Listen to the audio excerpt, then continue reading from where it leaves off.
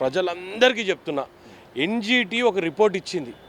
National green tribunal Uppal నుంచి నాగోల్ ఉప్పల్ ఈ ఏరియాలో ఉన్నంత మూసి పొల్యూషను ఇంకే ఏరియాలో లేదు అని చాలా క్లియర్గా నేషనల్ గ్రీన్ ట్రిబ్యునల్ ఒక రిపోర్ట్ ఇచ్చింది. ఆ రిపోర్ట్ ప్రకారం ఏం తెలుసా, శ్వాస సంబంధించిన వ్యాధులు ఈరోజు అందరు వాళ్ళకి చిన్న చిన్న పిల్లలు ఉన్నారు. నేను రిక్వెస్ట్ చేస్తున్నా, వాళ్ళందరికీ కూడా నేను రిక్వెస్ట్ చేస్తున్నా, తల్లులారా ఆలోచన చెయ్యిర్రి. మీకు అందరికీ చిన్న చిన్న పిల్లలు ఉన్నారు, 4 సంవత్సరాలు 5 సంవత్సరాలు 10 సంవత్సరాల పిల్లలు ఉన్నారు. ఇంకొక 6 సంవత్సరాల తర్వాత పిల్లలకి ఖచ్చితంగా లంగ్ బేస్డ్ డిజీజెస్ వస్తాయి. నన్ను అర్థం చేసుకోండి, మీ మంచి కోసం చేస్తుంది గవర్నమెంటు.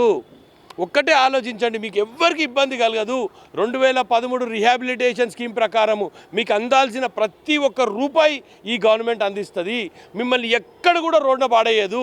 మీకు ఎక్కడైతే బఫర్లు ఉన్నారో వాళ్ళందరికీ కూడా ఏదైతే ఇల్లు కోల్పోతారో దానికి సమానంగా ఎస్టిమేట్ చేసి ఆ ఇల్లు ప్రకారం మీకు కాంపన్సేషన్ వస్తుంది తప్ప మీరు ప్రతిపక్షాల భ్రమలో పోయి అన్నెసెసరీ ఎట్లయినా కూల్చుడు ఖాయం. నేను చెప్తున్నా, అర్థం చేసుకోండి. మీ పిల్లల భవిష్యత్తు ఆలోచించండి. ఎన్ని రోజులు ఆ మురికిలు ఉంటారు? మీరు ఒక్కసారి ఒక ఫ్రిడ్జ్కో, ఒక వాషింగ్ మెషిన్కో, లేకుంటే ఒక ఏమంటారు దాన్ని, ఎయిర్ కండిషనర్ని ఒక్కసారి మీరు పోయి ఇన్సూరెన్స్ ఇస్తాడా అడుగుండి, గ్యారంటీ ఇస్తాడా అడుగుండి. ఎందుకు మీ ప్రాంతంలో ఇలాంటి ప్రోడక్ట్స్కి గ్యారంటీ ఇవ్వట్లేదు ఒక్కసారి తెలుసుకోండి. మీ పెయ్యి మీద ఉన్న బంగారం చూడండి ఎందుకు నల్లబడుతుంది, మీ వెండి ఎందుకు నల్లబడుతుందో ఒక్కసారి ఆలోచన చేయరి. మీ వెండి బంగారమే ఇంత నల్లగా అయితే మీ పిల్లల లంగ్స్ ఎంత నల్లగా అయినాయో ఒక్కసారి ఆలోచన చేసుకోవాల్సిన అవసరం ఉందా లేదా? ఎందుకు ఈ భ్రమలు ఉంటుర్రు? ఎందుకు ఆ మూసి పరివాహిక ప్రాంతం నుంచి కొంచెం దూరం ఉండమంటున్నాం కదా. మేమేమి మిమ్మల్ని మొత్తం వెళ్ళిపో అంటలేం కదా.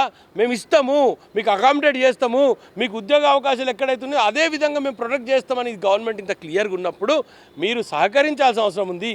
ప్రతిపక్షాలకు కూడా విజ్ఞప్తి చేస్తున్నా, ఈ విధంగా రెచ్చగొట్టే ప్రయత్నం చేసినట్టయితే మీరు ఇదే మల్లన్న సాగర్లో ఏం చేసిరో ఒక్కసారి ఆలోచన చేయరి.